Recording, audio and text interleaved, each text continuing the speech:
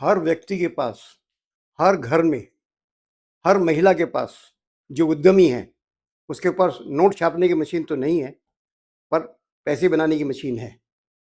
आप समझ रहे होंगे मैं कैसी बात कर रहा हूँ। पैसे बनाने की मशीन हर एक व्यक्ति के पास है।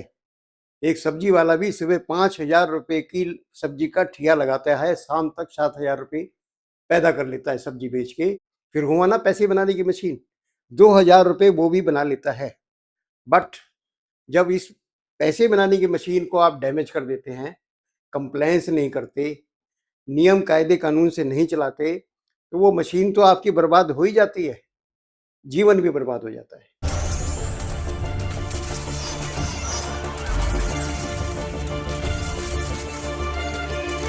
नमस्कार साथियों, आज हम फिर करेंगे धन की बात। हमेशा हम धन की बात के अंदर कोई ना कोई ऐसी चीज लेके आते हैं जो आपके फायदे की होती है। हम बात सिर्फ धन की करते हैं। जैसे कि मैंने आपको बताया, हर एक व्यक्ति जो उद्यमी है, छोटा मोटा व्यापार करता है, नोट छापने की मशीन तो नहीं, बट पैसे बनाने की मशीन तो है। कैसे पैसे बनाने की मशीन है? कोई भी बिजनेस आप करते हैं, अगर महीने में कोई 1 लाख रुपए बना लेता है, 2 लाख रुपए बना लेता है, उससे आपका घर चलता है। आप अपनी चीजें खरीदते हैं जरूरत की, वो पैसा कहाँ से आता है? वो जो आपका प्रोजेक्ट है, वो पैसा बनाने की मशीन है। और उसे पैसा बनाने की मशीन को अगर आप ध्यान से नहीं चलाते, जैसे कार भी आप ध्यान से नहीं चलाते तो दुर्घटना हो जाती है, ऐसे ही जो आपके पैसे बनाने की मशीन यानी कि आपका उद्यम है, उसको भी ठीक से नहीं चलाते तो वो भी डूब जाता है। पिछले दिनों आपने देखा कि यहाँ पर लवकेश जी के गेस्ट हाउस में आग लगी। पैसे बनाने की मशीन थी, खत्म हो गई।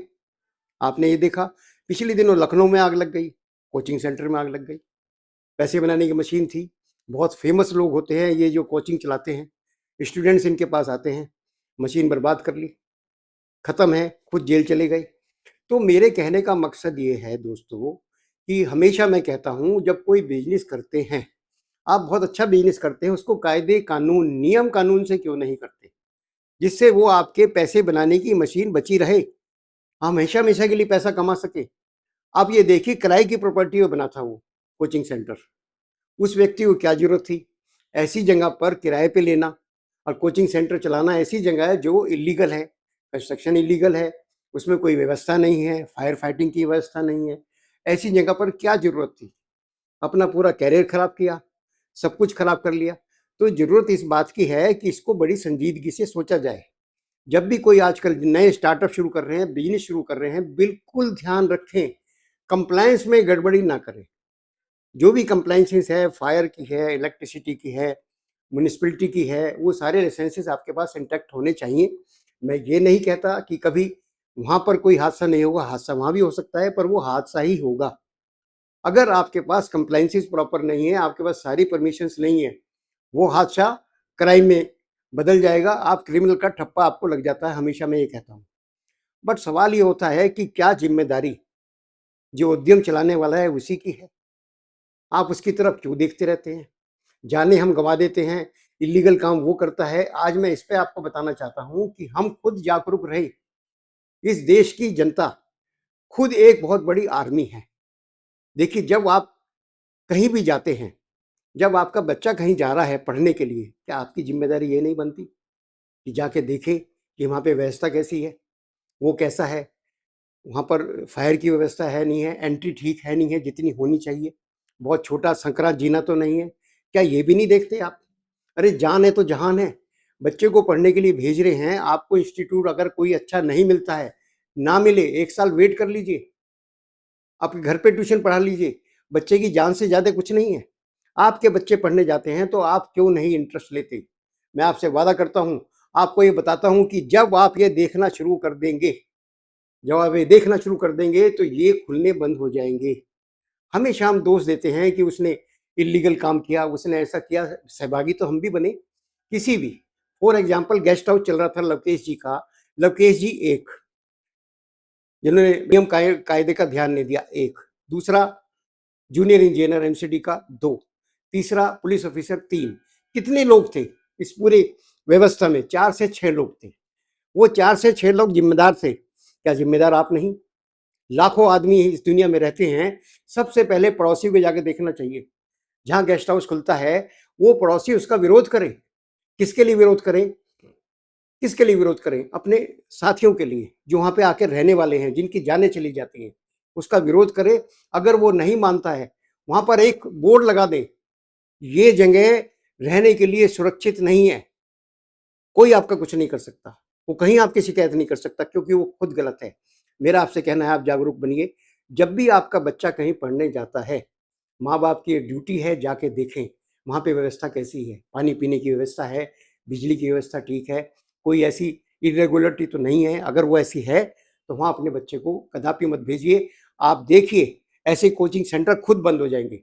आज तक ये बात किसी ने नहीं कही होगी, मैंने बैठ के सोची कि हम खुद ही अपना ध्यान रखें। कोई चीज़ अगर बिक रही है, हम खरीद रहे हैं, जब हम खरीदेंगे नहीं तो वो बिकेगी नहीं। वो गेस्ट हाउस उनका बंद हो जाएगा, जो लोग वहाँ जाना शुरू कर देंगे। हम सब मिलके विरोध करें, एक-एक आदमी को विरोध करना चाहिए, इस देश की जनता को विरोध करना चाहिए। आज आपको जागना होगा दोस्तों, कितनी जानें चली जाती हैं।